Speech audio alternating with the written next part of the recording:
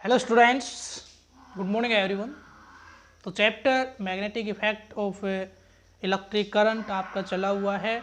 आज इसका lecture number 9 जिसमें हम डिस्कस करेंगे एक बहुत ही इम्पोर्टेंट टॉपिक इलेक्ट्रोमैग्नेटिक इंडक्शन। और अकॉर्डिंग टू सिलेबस अगर हम मान के चले तो आज ये लास्ट लेक्चर रहेगा, लेकिन आपको इसी चैप्टर में कम से कम 2 लेक्चर की आपको और ज़रूरत पड़ेगी, क्योंकि कुछ टाइप की प्रॉब्लम्स हैं जिनको प्रैक्टिस करवाने के लिए 2 वीडियो और आपको प्रोवाइड करवाने पड़ेंगे। तो ये मान के चलिए कि सिलेबस इस वीडियो में आपका कंप्लीट हो जाएगा। एक जो चैप्टर है source of energy. Source of energy एक थ्योरी का बिल्कुल थ्योरेटिकल चैप्टर है। उसमें ये मान के चलिए फिजिक्स का ज़्यादा यूज है ही नहीं, और उसमें से मोस्ट ऑफ द टॉपिक्स को सिलेबस से हटा दिया गया है। केवल 3 टॉपिक बचे हैं, तो उन 3 टॉपिक्स को मैं फेस टू फेस क्लासेस लगेंगी तभी आपको करवाऊंगा। बाकी ये मान के चलिए कि आज आपके 10th क्लास के सिलेबस का लास्ट लेक्चर है, ठीक है। इस लेक्चर के बाद जस्ट हम रिवीजन शुरू करेंगे। रिवीजन के बाद जैसे ही यानी एक चैप्टर कंप्लीट होता है, एक चैप्टर के अंदर 2 हम टेस्ट लेंगे सब्जेक्टिव, एक हाफ का और एक कंप्लीट होने के बाद कंप्लीट का, ठीक है। यानी जो पहला हाफ है वो दोबारा उसके अंदर डाल लेंगे। तो सबसे पहले उस रिवीजन में हम यही चैप्टर लेके चलेंगे। तो जिन बच्चों की कोई प्रॉब्लम रह रही हो वो मेरे से डिस्कस कर लें, और अगर कोई वीडियो आपका बचा हुआ है और आपको वो टॉपिक नहीं मिल रहा है तो आप मेरे से उसका लिंक के लिए बोल सकते हैं कि इस वीडियो का हमें लिंक चाहिए जिसमें ये टॉपिक हमें मिल जाए। लेकिन काम आपको कंप्लीट कर लेना है, क्योंकि रिवीजन आपका शुरू हम करने वाले हैं बहुत जल्द। अप्रोक्सीमेटली मंडे से रिवीजन शुरू कर देंगे। उससे पहले आपको 1 या 2 वीडियो के अंदर जो प्रॉब्लम्स हैं उनको किस तरह से हैंडल करना है, कैसे उनको सोल्व करना है, वो हम डिस्कस करेंगे, ठीक है। तो आइए शुरू करते हैं टॉपिक का नाम है इलेक्ट्रोमैग्नेटिक इंडक्शन। तो देखिए, इलेक्ट्रोमैग्नेटिक इंडक्शन को तो हम बाद में देखेंगे। सबसे पहले बात करते हैं कि ये काम किया किसने और क्या करके उसने देखा। तो एक साइंटिस्ट हुए, बहुत ही फेमस साइंटिस्ट हैं जिनका नाम था माइकल फैराडे। उन्होंने कुछ एक्सपेरिमेंट्स को सेट किया और उन एक्सपेरिमेंट से ये प्रूव करके दिखाया कि किसी भी क्लोज्ड सर्किट में इलेक्ट्रिसिटी बनाने के लिए या फिर इलेक्ट्रिक फील्ड प्रोड्यूस्ड करने के लिए ज़रूरी नहीं है कि हमारे पास as a source electrochemical cell ही हो। यानी उसने ये चीज़ प्रूव करके दिखाई कि एक सर्किट में अगर हमें इलेक्ट्रिक फील्ड इंड्यूस करना है तो उसके लिए केवल यही ज़रूरी नहीं कि उस सर्किट के साथ एक इलेक्ट्रोकेमिकल सेल जोड़नी पड़ेगी, जबकि उस सर्किट में इलेक्ट्रिक फील्ड प्रोड्यूस्ड करने के लिए कुछ और भी मेथड्स हो सकते हैं। और वो मेथड उसने क्या बताए कि whenever magnetic field linked with the circuit or any coil is changes, then EMF is induced in that circuit or coil. That induced EMF or induced current is known as that जो आपका EMF और जो current है जो कि आपका circuit के अंदर दिखने लग गया, उसको किस नाम से जाना गया? इंड्यूस्ड EMF और इंड्यूस्ड करंट के नाम से जाना गया। And the process is known as electromagnetic induction. चलिए, इलेक्ट्रोमैग्नेटिक इंडक्शन की डेफिनेशन हम बिल्कुल लास्ट में लिखेंगे। पहले जो एक्सपेरिमेंट का सेटअप था वो देख लेते हैं।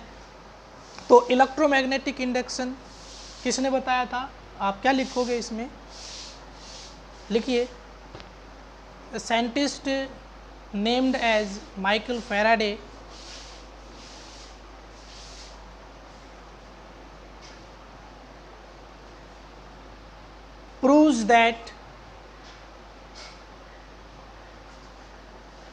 proves that an electric current can be produced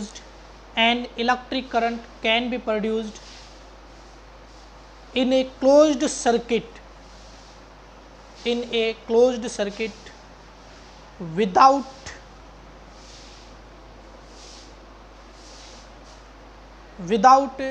the use of electrochemical cell or battery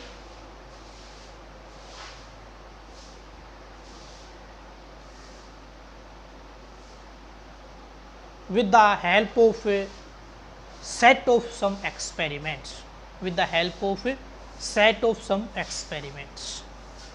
note किया?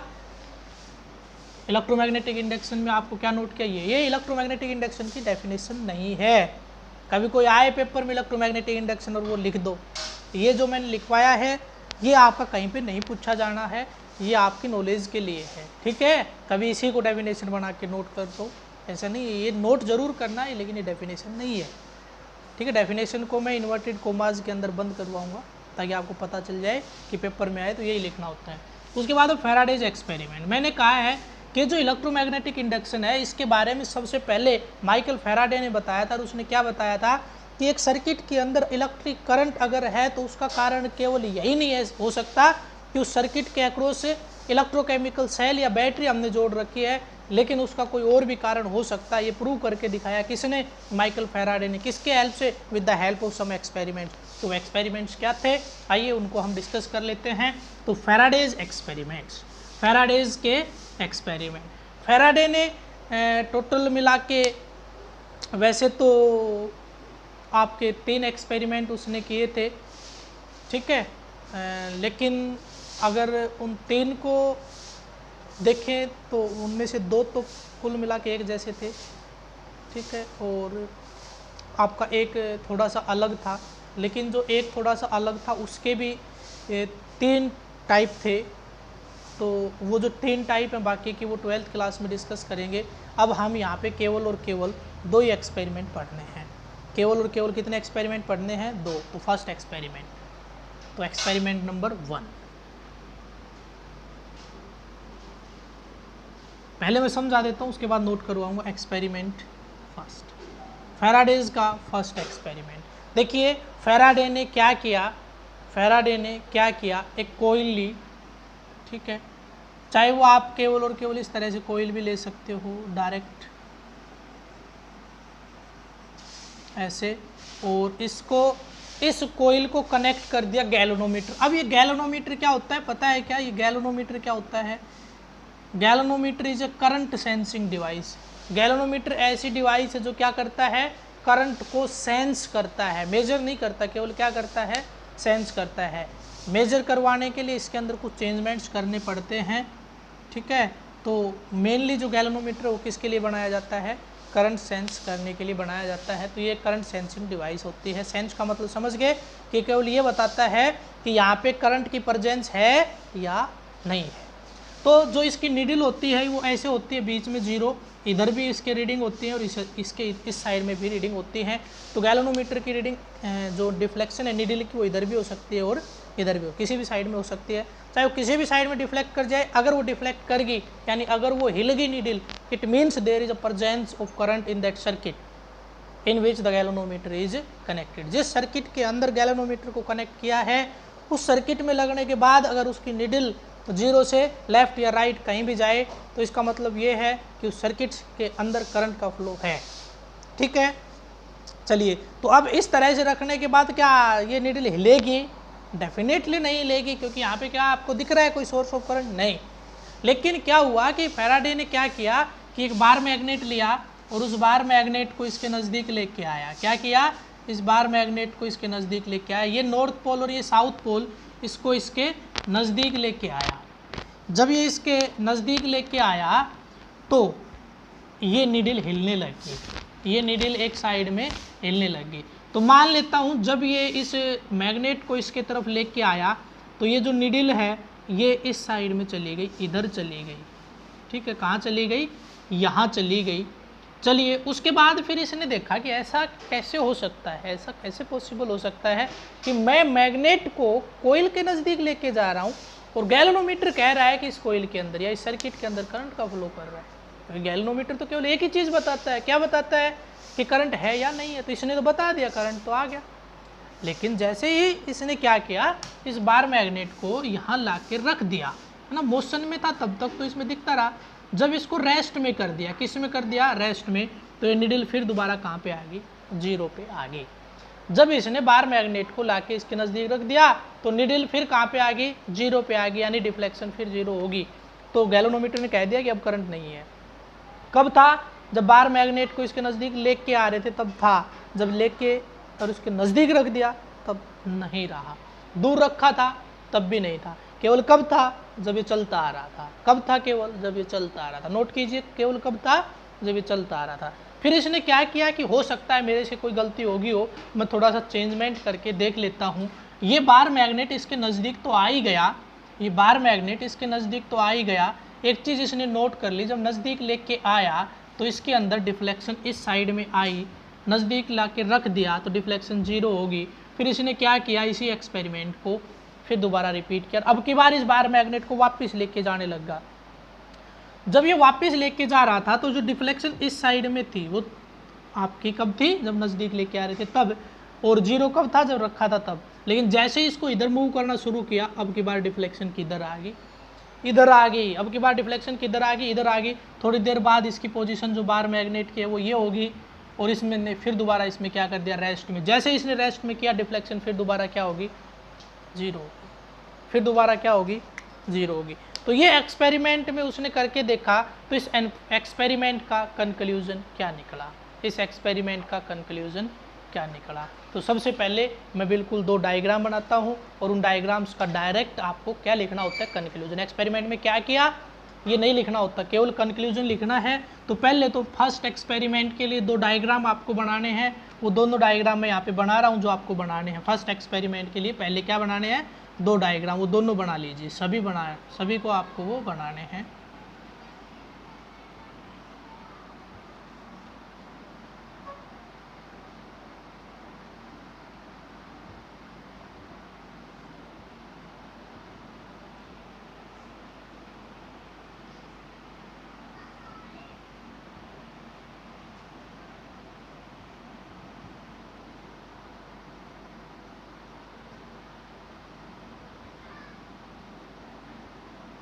इसका मतलब समझते हो ना?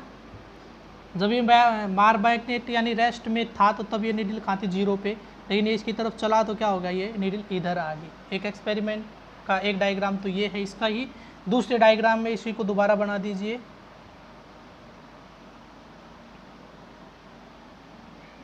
इसी को क्या कर देते हैं? दोबारा बना देते हैं। वही गैल्वेनोमीटर यहाँ भी लगाते हैं, और गैल्वेनोमीटर की नीडल अब भी कहाँ पे थी? 0 पे थी। लेकिन अब की बार जो बार मैग्नेट है नॉर्थ साउथ, इसको इधर लेके जा रहे हैं। जब इधर लेके जा रहे थे तो नीडल कहाँ आ गई? आपकी इस साइड में आ गई। ये यहाँ पे मेजर किया गया। ये 2 डायग्राम बना लिए, ये 2 डायग्राम आपने बना लिए।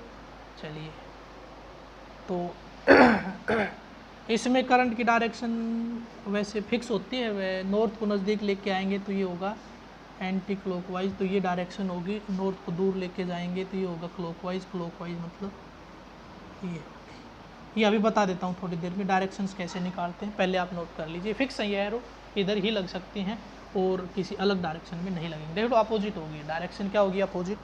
चलिए नोट कीजिए।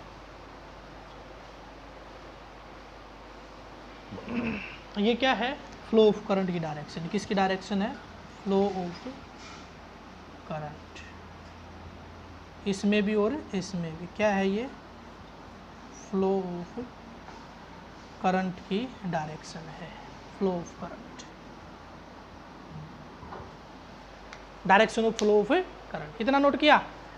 इतना डायग्राम बना लिया होगा तो लिखिए। अब देखो जो एक्सपेरिमेंट होता है ये कंप्लीट नहीं लिखना होता, इसका केवल क्या कंक्लूजन, केवल क्या लिखना होता है? कंक्लूजन। तो लिखिए conclusion of experiment first. Conclusion of experiment first. देखो मैंने बता दिया, आपको समझा दिया है। कोई अगर ये पूछे तो ये मत कह देना कि करवाया ही नहीं था। मैंने आपको समझाया है किस तरह से इसने करके देखा था। ठीक है, तो ये सारी चीज़ें लिखवाऊंगा तो आपको याद नहीं हो पाएंगी, लेकिन ये पक्की बात है कि अगर आपसे कोई पूछ ले तो आपको हिंदी में ज़रूर याद होना चाहिए। और पेपर में जो आता है वो क्या आता है? इसका कंक्लूजन ही लिखना होता है। कंक्लूजन, फैराडेज फर्स्ट एक्सपेरिमेंट का कंक्लूजन देखिए क्या था। When a bar magnet moves towards or away from the closed coil, when a bar magnet is moves towards or away from the closed coil, galvanometer shows a deflection. Galvanometer shows a deflection. Full stop. The deflection in the galvanometer, the deflection in a galvanometer indicates that current is flowing through the coil.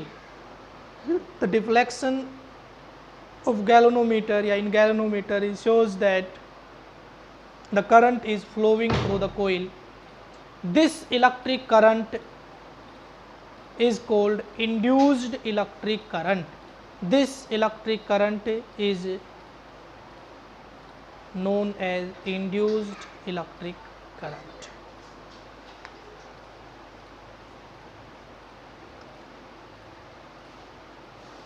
ठीक है, चलिए ये ऐसा हुआ क्यों, ऐसा हुआ क्यों, तो इसके ऐसा क्यों हुआ इसके लिए एक्सप्लेनेशन में बता देता हूँ आपको। एक्सप्लेनेशन समझना है आपको, केवल क्या करना है समझना। एक्सप्लेनेशन देखिए एक बार मैग्नेट के आसपास क्या होते हैं, उसके मैग्नेटिक फील्ड लाइंस होती है, तो इसकी भी मैग्नेटिक फील्ड लाइंस ऐसे होंगी।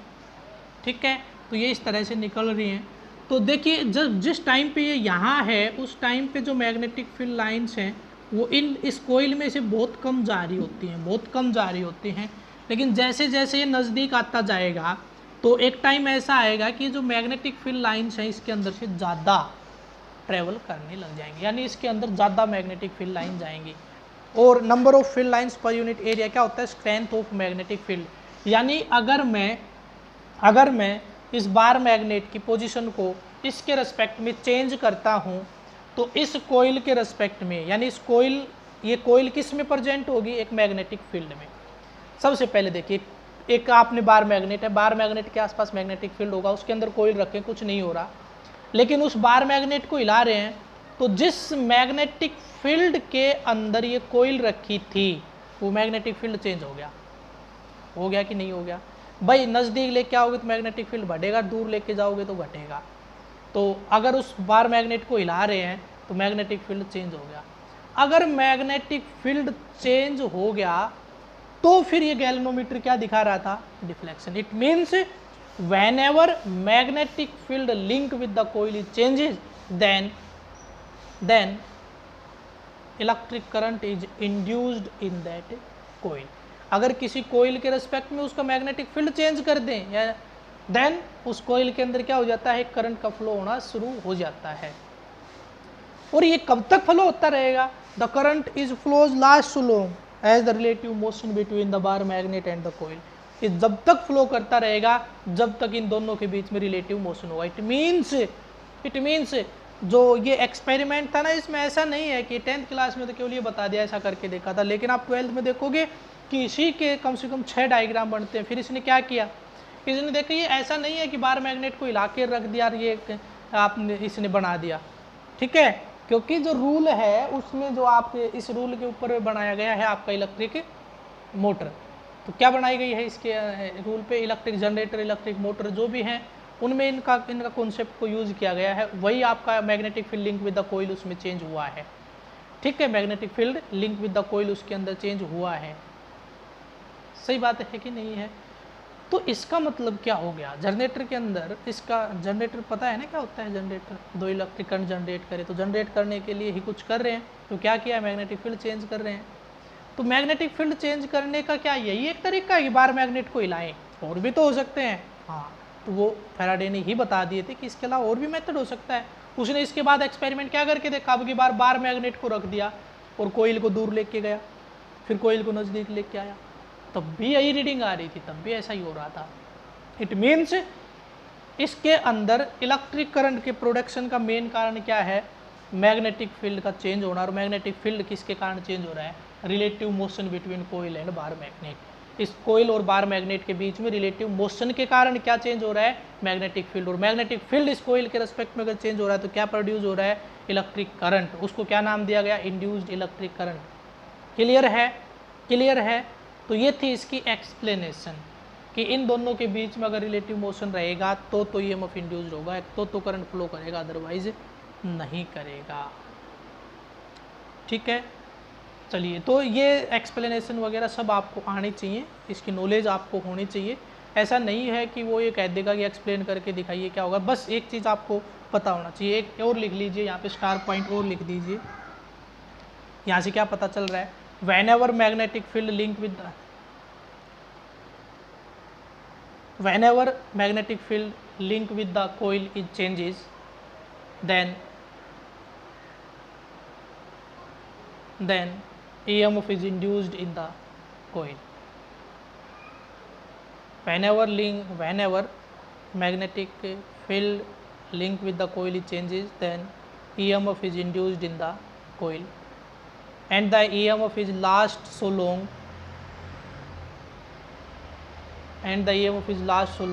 as the relative motion is there, between bar magnet and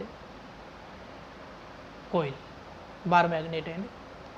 कब तक रहेगा, जब तक इन दोनों के बीच में रिलेटिव मोशन रहेगा। लेकिन क्या हुआ था कि एक साइंटिस्ट और आए थे जिसने रिलेटिव मोशन वाला फंडा भी कैंसिल कर दिया था।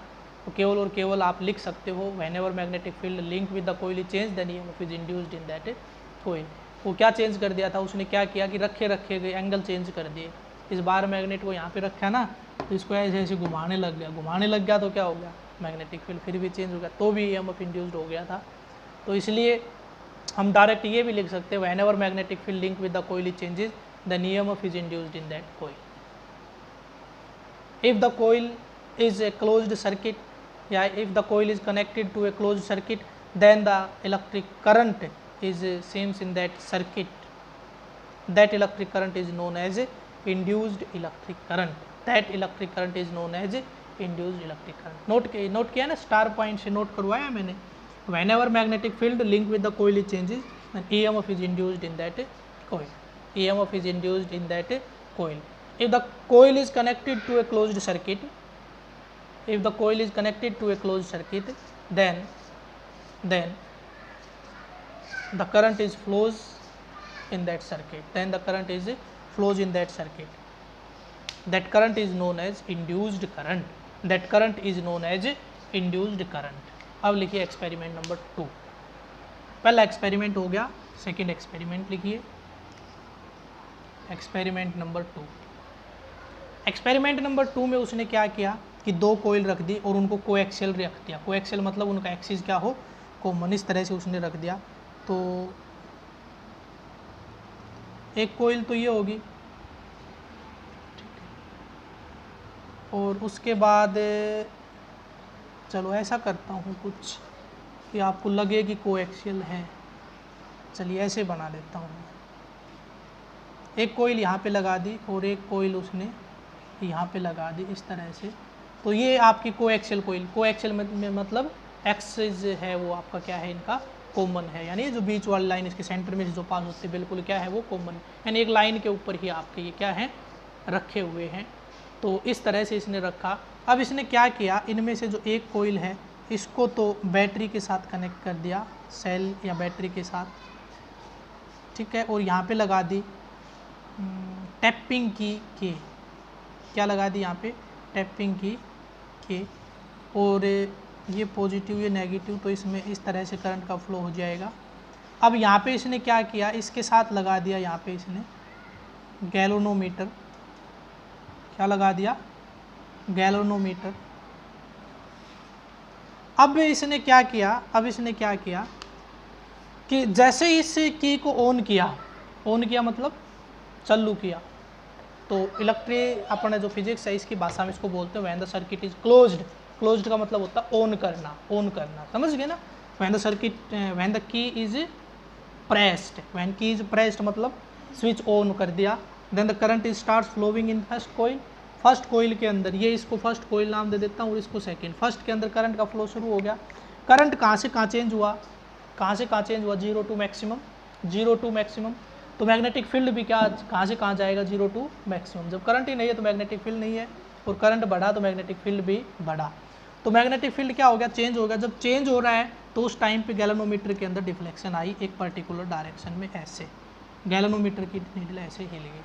एक बार जैसे ही ऑन किया एक बार ऐसे हिली, 0 होगी। केवल और केवल क्या जैसे ऑन किया एक बार यहाँ थी, यहाँ गई वापस आ गई, उसके बाद इसने क्या किया, इसको ऑफ किया। जब ऑफ किया तो अब की बात इधर गई वापस आ गई, अब की बात किधर गई, इधर गई वापस आ गई। अब ये क्या करने लग गया, जैसे ही ये इसको ऑन या ऑफ करता है तो नीडल हिलती है, फिर इसने लगातार क्या किया, ऑन ऑफ करने लगा, तो नीडल भी कैसे कैसे करने लगी, ऐसे ऐसे करने लगी।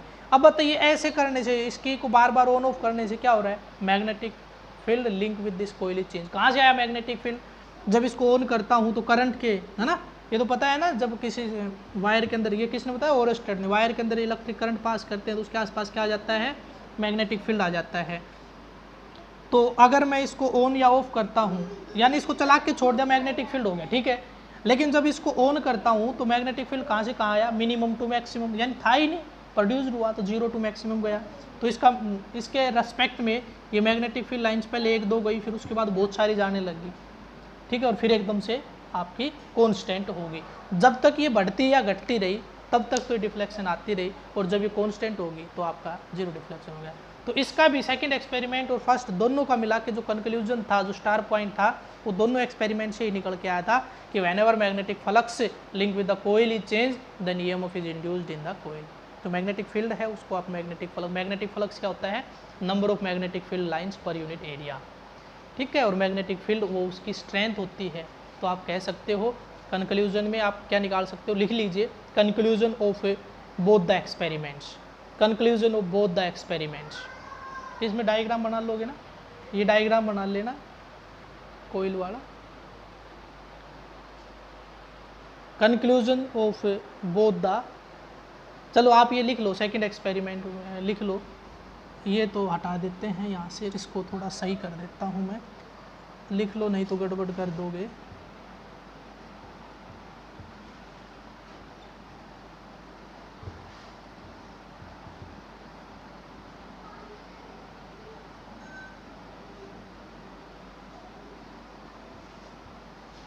ये आप नोट कर लो, इसको कोइल फर्स्ट नाम दे देता हूँ और इसको नाम दे देता हूँ कोइल सेकंड। एक्सपेरिमेंट नंबर 2 हम पढ़ रहे हैं, एक्सपेरिमेंट नंबर 2 हम पढ़ रहे हैं।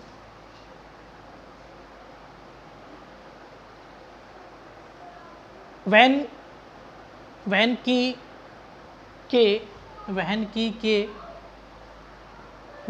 K is closed, current begins to flow in the left coil, and a deflection is seen, in the galvanometer. Deflection में आप ब्रैकेट में लिखिए, डिफ्लेक्शन कैसी रहेगी, मोमेंटरी, MOMENTARY,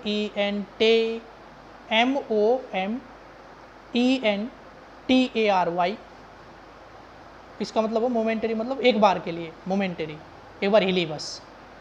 डिफ्लेक्शन क्या हुआ था, डिफ्लेक्शन में ब्रैकेट में मैंने क्या लिखवाया है, momentary is seen in the galvanometer which is connected to the second coil,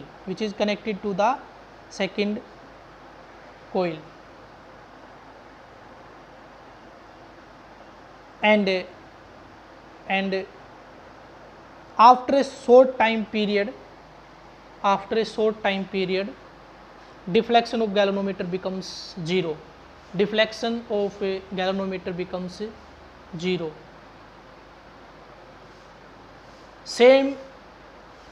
Same observation is seen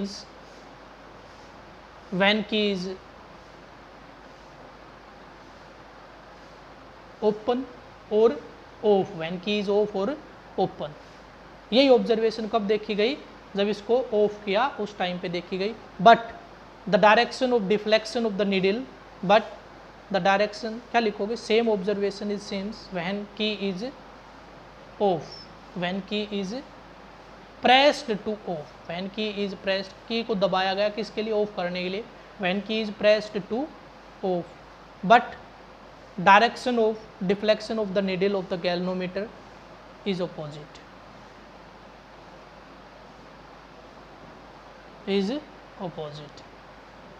लिख लिया। उसके बाद लिखिए conclusion of both the experiments, अगला टॉपिक हेडिंग बनाइए, conclusion of both the experiments, conclusion of both the experiments। लिखिए conclusion क्या निकला, whenever magnetic flux, note कीजिए मैग्नेटिक फ्लक्स,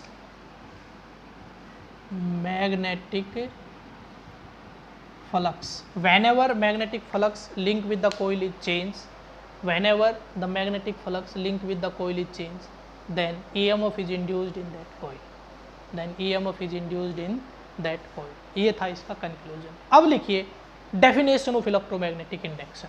अब इसको डिफाइन कर रहा हूँ तो नोट कर लीजिए डेफिनेशन ऑफ इलेक्ट्रोमैग्नेटिक इंडक्शन। अब बनाएंगे हम कि इलेक्ट्रोमैग्नेटिक इंडक्शन किसको हम बोल लेंगे। अब नोट कीजिए, बिल्कुल छोटी सी डेफिनेशन लिख लीजिए, the phenomena of producing, the phenomena PHENOMENON,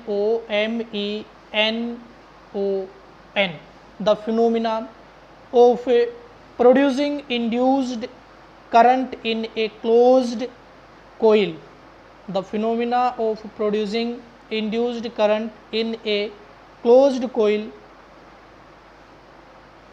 placed in a changing magnetic field, placed in a changing magnetic field is known as electromagnetic induction, is known as electromagnetic induction, is known as electromagnetic induction। Next heading बनाइए। इसका मतलब क्या है, जब अगर हम किसी भी क्लोज्ड कोइल को changing electric field, changing magnetic field में रख के उसमें ईएमएफ इंड्यूस करवा देते हैं तो इस फिनोमिना को, इस प्रोसेस को क्या बोलते हैं, इलेक्ट्रोमैग्नेटिक इंडक्शन बोलते हैं। अगला लिखिए factors on which induced current depends, factors on which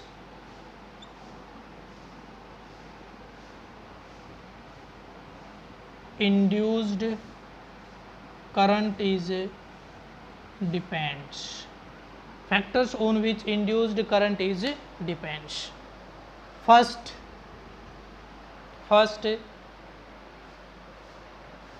the magnitude of induced current is directly depend upon, ऐसे लिखना है, ये नहीं मैं जो बोल रहा हूँ वो लिखना है।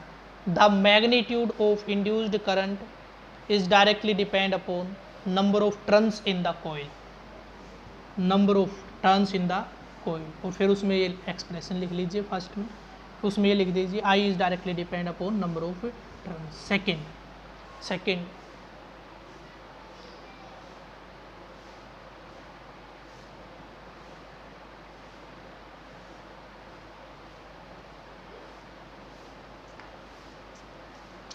सेकेंड लिखिए directly depend upon the relative speed, directly depend upon the relative speed, directly the magnitude of induced current is directly depend upon relative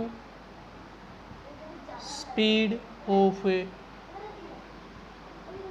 magnet and coil, relative speed of magnet and coil। Magnet और coil के बीच में जो relative speed रहेगी, relative speed between magnet and coil, relative speed between कर लो यहाँ पे ऑफ की जगह पे, between magnet and coil, directly depend upon relative speed between magnet and कोयल।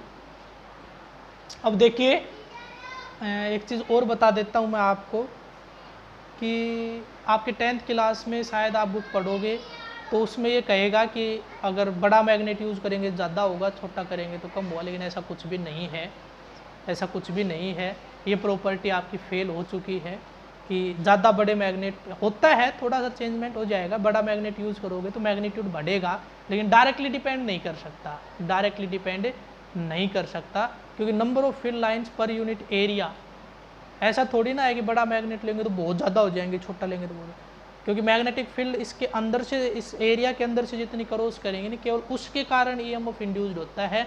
तो इसलिए आप अगर कोई भी बुक पढ़ रहे हो तो उसमें एक लिखा होगा कि स्ट्रेंथ ऑफ मैग्नेट जो हम यूज़ कर रहे हैं ना, जो मैग्नेट यूज़ कर रहे हैं उसका मैग्नेटिक फील्ड की स्ट्रेंथ कितनी, उसके ऊपर डायरेक्टली डिपेंड करता नहीं करता, उसके ऊपर डायरेक्टली नहीं करता, थोड़ा बहुत करता है, लेकिन डायरेक्टली हम नहीं कह सकते कि बहुत ज़्यादा करेगा।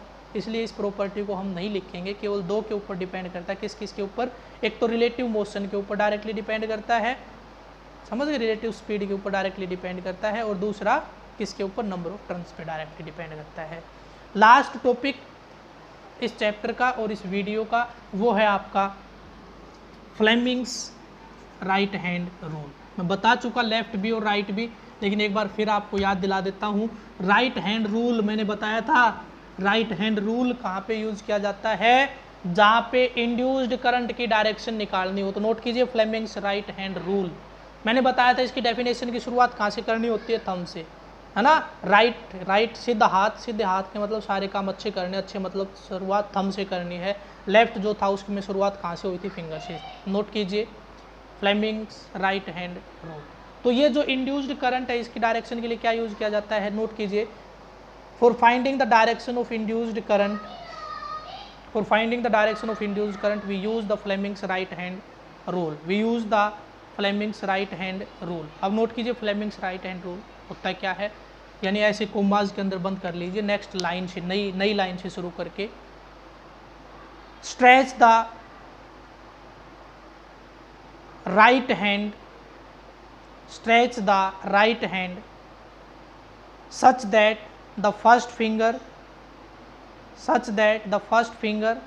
the central finger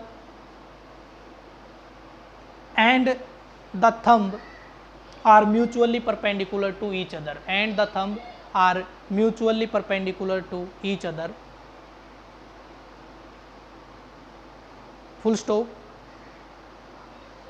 If the thumb points along the direction of motion of the conductor, if the thumb is points along the direction of motion of the conductor and first finger points along the direction of magnetic field, then mid finger or central finger, then the central finger points the direction of induced current,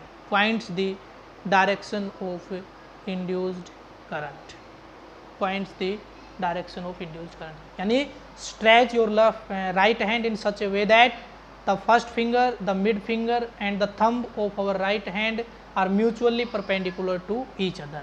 If the thumb is points in the direction of motion of the conductor or force, or direction of force, and first finger is in the direction of magnetic field, then the central finger gives the direction or points the direction of induced current. ये था आपका Fleming's right hand rule. Syllabus खत्म, last topic था ये आपका, ठीक है। एक वीडियो आपको मैं प्रैक्टिस के लिए और प्रोवाइड करवाऊंगा मंडे से पहले, हो सकता है मैं संडे को दूं या सैटरडे को वो प्रोवाइड करवाऊँ आपको, ठीक है, ताकि आपकी प्रैक्टिस हो जाए। लेफ्ट हैंड रूल के ऊपर कॉन्सेप्चुअल क्वेश्चन आते हैं कि एक चार्ज पार्टिकल मैग्नेटिक फील्ड में या इलेक्ट्रिक फील्ड में एंटर करता है तो किस साइड में डिफ्लेक्ट होगा, या उस साइड में डिफ्लेक्ट हो रहा है तो चार्ज पार्टिकल कैसा था, पॉजिटिव था या नेगेटिव था। इस तरह के क्वेश्चंस पेपर में आ जाते हैं, तो वो हम डिस्कस करेंगे नेक्स्ट वीडियो में। तो आज के वीडियो में हमने मेनली फैराडेज के 2 एक्सपेरिमेंट, जिससे ये पता चला इलेक्ट्रोमैग्नेटिक इंडक्शन फिनोमिना का, और एक फ्लेमिंग्स राइट हैंड रूल, यानी बिल्कुल थोड़ा सा पढ़ा है। बस मेरा थोड़ा सा ये होता है कि टॉपिक चाहे कितना भी छोटा हो, मेरा जो वीडियो का साइज़ होता है वो थोड़ा बड़ा हो जाता है समझाने के चक्कर में। तो अगर किसी बच्चे ने कंसंट्रेशन से वीडियो को देखा है तो उसको 100% एक बात समझ में आई होगी। और अगर किसी ने ये है कि 10 मिनट अब देख लिया, 5 मिनट कभी देख लिया, 20 मिनट अब देख लेते हैं और कभी कुछ काम कर ले कभी कुछ, तो उसको कुछ भी समझ में आना नहीं होता। वो तो चाहे कोई भी पढ़ा ले और कोई भी सब्जेक्ट चाहे वो हिंदी क्यों ना हो, वो समझ में नहीं आ सकती। क्योंकि वीडियो अगर आप देखने लग गए तो कंसंट्रेशन से उसको पूरा देखिए। ये तो आपको भी पता है, अगर आप कोई मूवी देखने लग रहे हो और बीच में कोई डिस्टर्ब कर दे आपको तो कितना गुस्सा आता है कि सारी की सारी पीछे की भूल गया। तो ऐसा ही होता है। ये भी आप मान के चलिए कि एक वीडियो एक मूवी है कंप्लीट, अगर वो आपने पूरी एक साथ नहीं देखी तो आपको समझ में नहीं आएगा। तो कंप्लीट वॉच करोगे तो ही समझ में आता है। तो ये मैं जो बात लास्ट में बोल रहा हूँ ये मेरे को बोलनी तो शुरू में चाहिए थी, क्योंकि बच्चे जो काम 5-5, 10-10 मिनट जोड़ के देख रहे हैं वो तो कर चुके, लेकिन फिर भी अगर अब भी आपने ये बात सुनी है तो आप दोबारा से वीडियो को कंप्लीट सीक्वेंस में एक बार देख लीजिए। लगातार 40 मिनट या 42-43 मिनट का ये वीडियो होगा, लगातार देख लीजिए, आपको 100% समझ में आएगा। तो आज के वीडियो में इतना ही। एक चीज़ और बता देता हूँ कि अब जो आपका सैटरडे है यानी परसों पेटीएम रखी गई है, उस पेटीएम में हर बच्चा अपना स्कूल बैग और पेरेंट्स के साथ स्कूल में आएगा। ठीक है, उसकी जो भी प्रॉब्लम है वो क्लियर की जाएगी, पूरा स्टाफ वहाँ पे आपको मिलेगा और आपकी नोटबुक चेक की जाएगी। तो आप सभी से रिक्वेस्ट है, अगर किसी का थोड़ा बहुत काम बच रहा है तो वो अपना कंप्लीट करके लेके आएँ। ऐसा नहीं है कि ऐसी बैग को उठा के चल पड़े, अपना होमवर्क कंप्लीट करें। और ये आज का जो वीडियो है यहाँ तक का होमवर्क हम चेक करेंगे। थैंक्स।